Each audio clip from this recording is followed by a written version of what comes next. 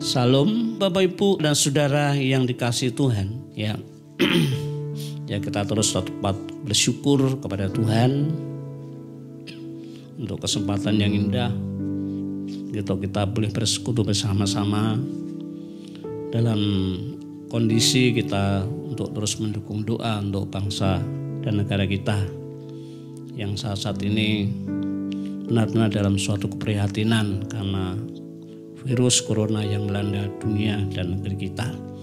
Ya, untuk itu mari kita akan yaitu bersama-sama merenungkan firman Tuhan. Kita alasi di dalam Injil Lukas. Injil Lukas pasal 17. Injil Lukas pasal 17. Kita baca ayat 11 sampai dengan ayat 19.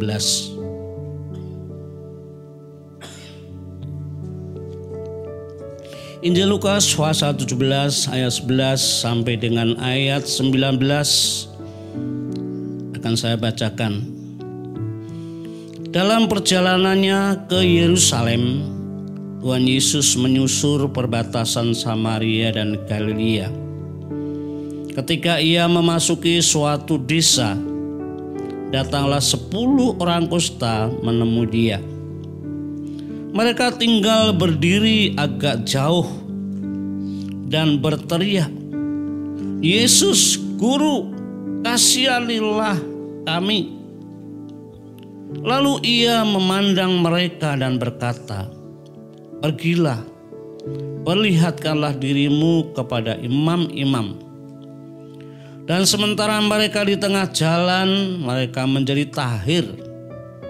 Seorang dari mereka ketika melihat bahwa ia telah sembuh, kembali sambil memuliakan Allah dengan suara nyaring. Lalu tersungkur di depan kaki Tuhan Yesus dan mengucap syukur kepadanya. Orang itu adalah seorang Samaria. Lalu Tuhan Yesus berkata, "Bukankah ke-10 orang tadi semuanya telah menjadi tahir? Di manakah yang 9 orang itu?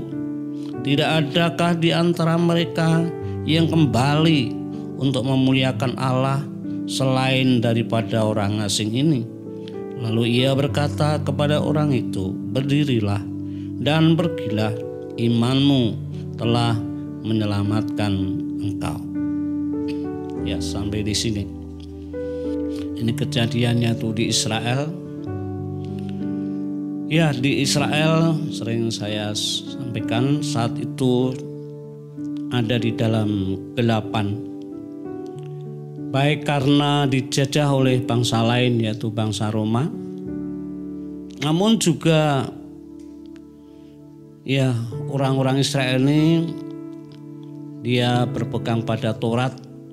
Ya, namun menyimpang ya dari kebenaran. Tahu tentang kebenaran, namun kehidupannya menyimpang jauh dari kebenaran. Ya.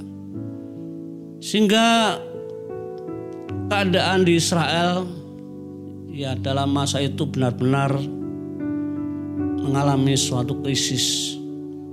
Ya, kesulitan di dalam kehidupan dan banyak orang yang menderita. Ya, jadi kegelapan yang terjadi di Israel ini juga bisa digambarkan tentang bagaimana hukuman Allah atas orang-orang Israel karena melakukan yang jahat di hadapan Tuhan. Nah, Bapak Ibu dan Saudara yang dikasihi Tuhan, ya meskipun ya orang Israel itu umat Tuhan hidup ya dalam keadaan kegelapan dan dalam dosa, ya. Namun Tuhan itu tidak membiarkan mereka. Sebab ketika Tuhan Yesus datang ya di dunia, khususnya di Israel, itu sesuatu yang sangat berbeda, ya. Di mana orang-orang yang saat itu tinggal dalam keadaan yang sangat gelap, namun melihat suatu terang yang sangat besar. Ada suatu pengharapan tentang kedatangan Tuhan. Ya, ini kita akan baca di dalam Injil Matius. Injil Matius pasal yang keempat.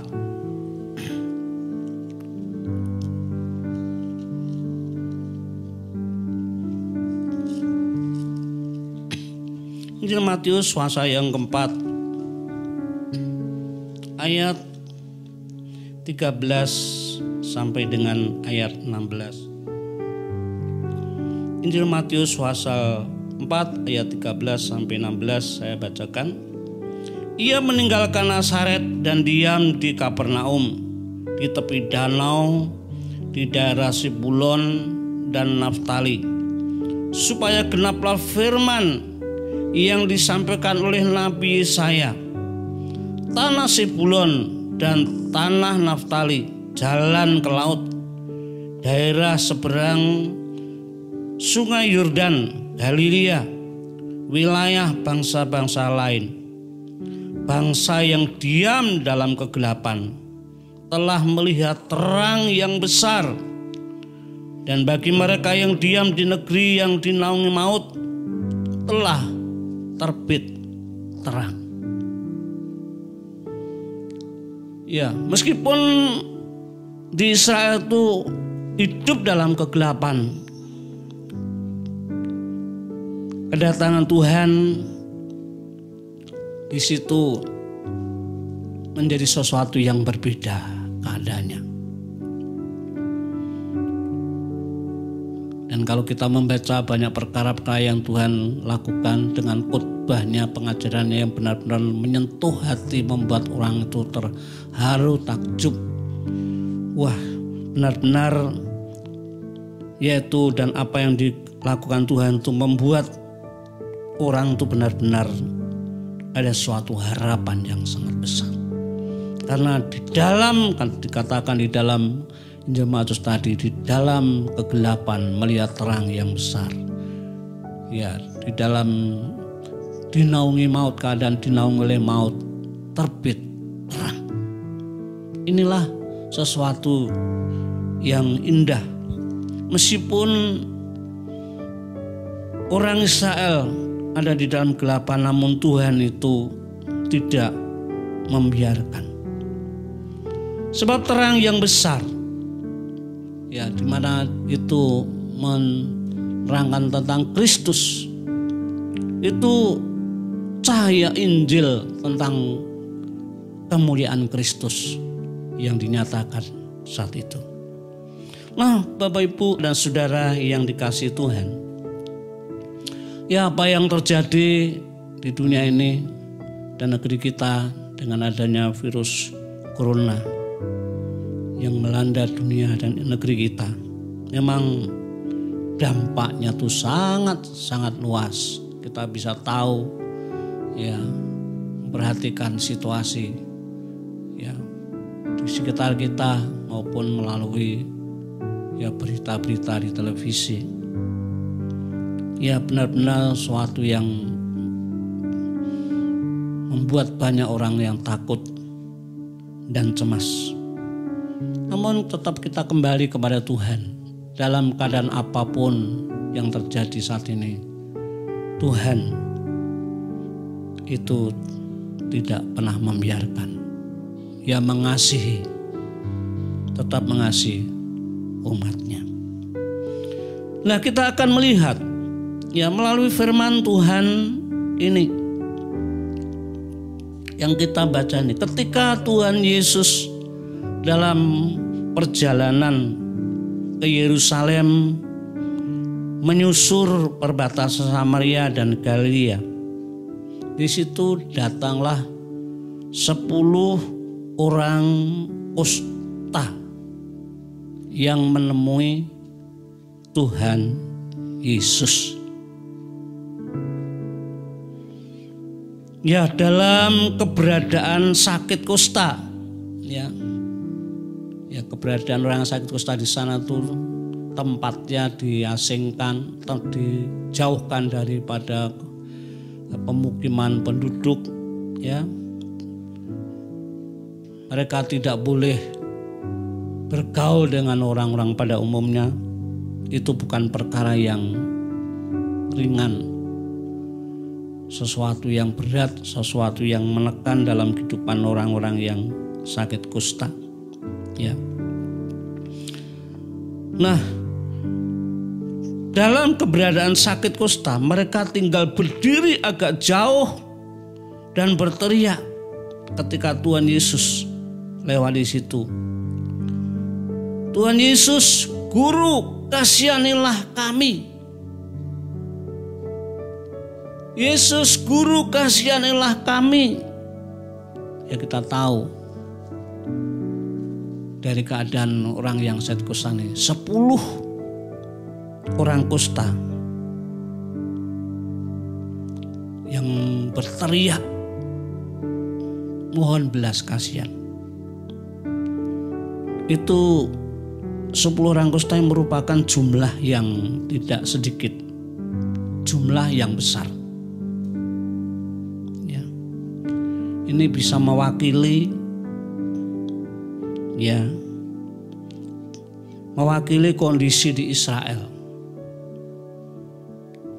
Yang menderita bukan hanya orang kusta saja, seluruh rakyat Israel. Itu saat itu dalam kondisi yang benar-benar, ya, keberadaannya itu sangat tertekan, ya. Keberadaan sangat tertekan. Ketika seorang terus ditekan dalam situasi keadaan, itu bisa membuat, ya, orang itu benar-benar sangat mengerang sekali, ya, sangat mengerang, ya. Dikatakan dia berteriak mohon belas kasihan, ya.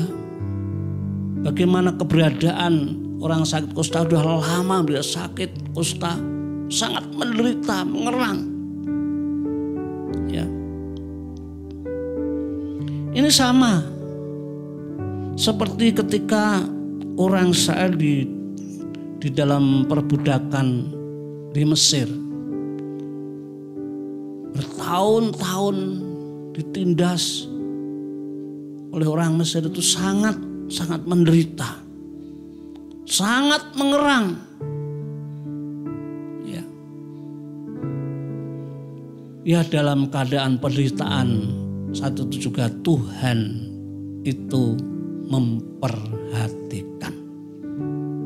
Nah, itu ditulis di dalam Keluaran pasal 2. Ya, bagaimana orang-orang Israel saat itu.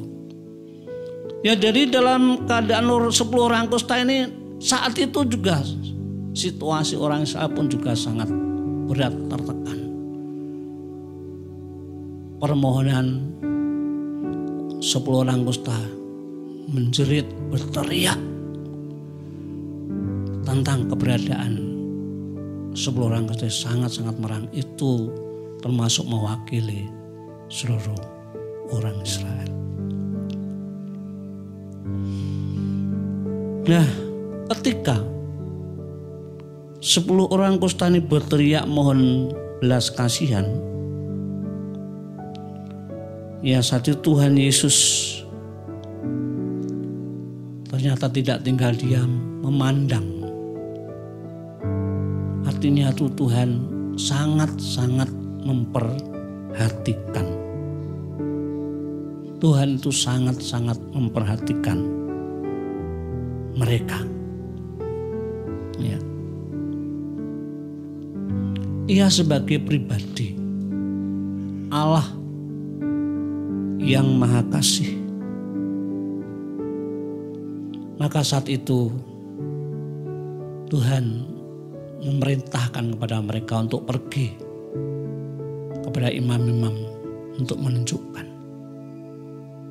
kepada imam-imam. Dan karena mereka taat apa yang diperintahkan Tuhan, dalam perjalanan 10 orang kusta ini semua disembuhkan. Disembuhkan oleh karena percayanya akan apa yang diperintahkan oleh Tuhan. Mereka menjadi tahir. Ya. Langsung kepada laksana kesembuhan, ya, tidak proses kesembuhannya dengan apa, ya tidak, ya saya singkat saja. Namun di dalam kisah ini, Bapak, Ibu, dan Saudara yang dikasihi Tuhan, saya mendapatkan sesuatu yang sangat penting, ya, sangat penting untuk kita mengerti, yaitu ketika ada 10 orang kusta yang sudah disembuhkan, namun hanya satu orang saja yang kembali sambil memuliakan Allah dengan suara yang nyaring, sampai tersungkur di kaki Tuhan mengucap syukur. Ini menjadi suatu pertanyaan yang disampaikan oleh Tuhan Yesus. Tuhan Yesus bertanya, ketika semua sudah disembuhkan, hanya satu orang saja, di manakah yang 9 orang itu? Ini sesuatu yang benar-benar bagi kita menjadi suatu yang perlu kita dapat pahami maksud daripada pertanyaan daripada Tuhan. Apalagi kalau ini diulang lagi, di manakah yang 9 orang itu? Semakin diulang, semakin ditekan, itu bicara di dalam hati kita. Lainnya belum diulang lagi, bisa menyentuh hati orang. Di manakah yang 9 orang itu? Semakin diulang, semakin ditegaskan, itu menimbulkan pertanyaan di dalam setiap hati orang percaya. Ya, sebagai renungan ini, banyak orang percaya memang sudah dipulihkan. Orang yang percaya Tuhan Yesus itu adalah orang-orang yang sudah dipulihkan oleh Tuhan. Ya, orang yang sudah dibebaskan dari cengkeraman dosa. Namun untuk hidup memuliakan Allah seringkali tidak terpikirkan. Ya. Untuk hidup memuliakan Allah seringkali tidak terpikirkan. Hanya cukup menikmati pemulihan dari Tuhan.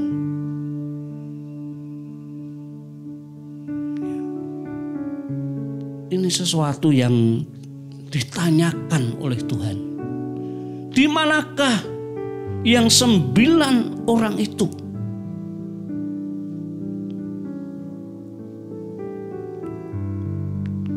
Nah, Bapak, Ibu, dan Saudara yang dikasihi Tuhan, dalam situasi keadaan yang sekarang ini, bagaimana pemerintah ya untuk mensikapi keadaan di negeri ini benar-benar berjuang mati-matian. Berjuang mati-matian. Bapak, Ibu, dan Saudara yang dikasihi Tuhan,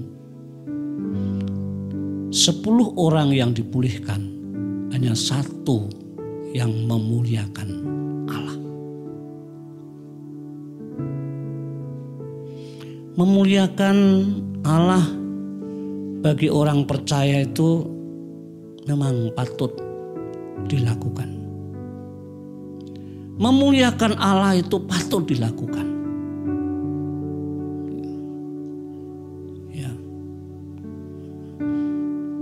Dan bahkan yang lain, suatu kewajiban untuk memuliakan Allah.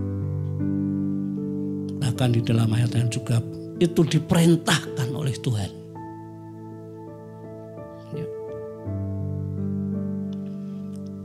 Mengapa itu sebagai suatu yang patut dilakukan, suatu kewajiban, itu suatu perintah daripada Tuhan? Karena apa yang diperbuat Tuhan atas kita itu bukan perkara yang kecil, itu perkara yang ajaib. Tuhan yang sudah menerima kita menjadi miliknya, yang sudah menebus kita, itu bukan perkara yang kecil, itu perkara yang ajaib, perkara yang besar yang tidak dapat dilakukan orang.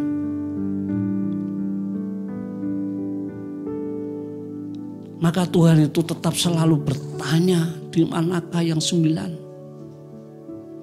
Artinya ini perlu dipikirkan oleh setiap orang. Ketika kita sadar sebagai orang-orang yang sudah dipulihkan oleh Tuhan Yesus menjadi miliknya, itu biar kiranya dengan situasi kesempatan ini kita memuliakan Allah dengan apa yang bisa kita lakukan untuk bangsa dan negara, yang melalui doa-doa dan aksi-aksi yang lain untuk memahami situasi di sekitar kita. Ya. Karena apa yang diperbuat Tuhan itu sungguh-sungguh ajaib. Kita jangan sampai seperti orang Israel. Bagaimana ketika mereka sudah dilepaskan dari perbudakan. Ya, sudah keluar dari perbudakan yang penuh dengan penderitaan hanya untuk memuliakan Allah. Begitu sulit sekali. Ya, waktu tiap saat hanya bersungut-sungut. Tiap waktu tiap saat hanya mengeluh. Hanya dengan hal-hal yang sepele. Sulit untuk selalu mengingat kebaikan Tuhan. Sulit untuk mengingat keajaiban Tuhan yang Tuhan lakukan. Bahkan sampai memberontak Tuhan. Marah-marah kepada Musa. Sikapnya tidak tahu bagaimana mereka mengucap syukur. Memuliakan Allah. Ya.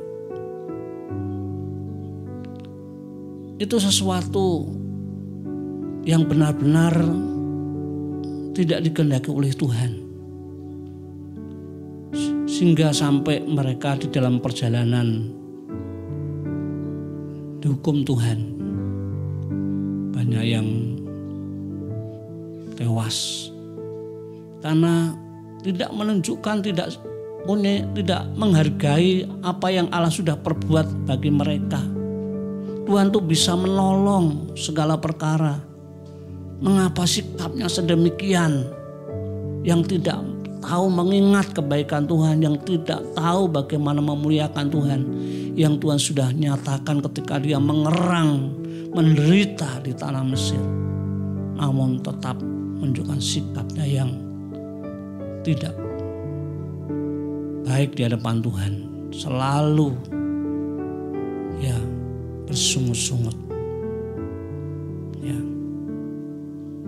Maka ketika Tuhan mengajar mereka, mengusir mereka, kadang-kadang rasanya berat, meronta-ronta, mengakui kesalahannya, bertobat, Tuhan tolong mereka. Tapi jangan sampai menjadi kebiasaan seperti orang Israel. Ya seringkali juga orang Israel itu sering kebanyakan di dalam kehidupan orang-orang percaya. Namun melalui firman Tuhan, pertanyaan Tuhan ini menjadi suatu renungan. Kita adalah orang-orang yang sudah dipulihkan. Kita adalah orang-orang yang sudah dijadikan milik Tuhan. Ini adalah suatu yang Tuhan sudah kerjakan pada kita sangat-sangat ajaib. Mari kita senantiasa memuliakan Tuhan, apa yang bisa lakukan. Terlebih di dalam situasi bangsa dan negara yang saat ini dalam keadaan yang sangat-sangat gelap. Biar ada sinar kemuliaan Tuhan ada di negeri ini melalui pemimpin-pemimpin yang sudah berusaha begitu keras untuk mengatasi berapa dana yang harus dikeluarkan di pemerintah. Ratusan triliun, mungkin bisa ribuan. Untuk pemulihan itu bukan sesuatu yang mudah.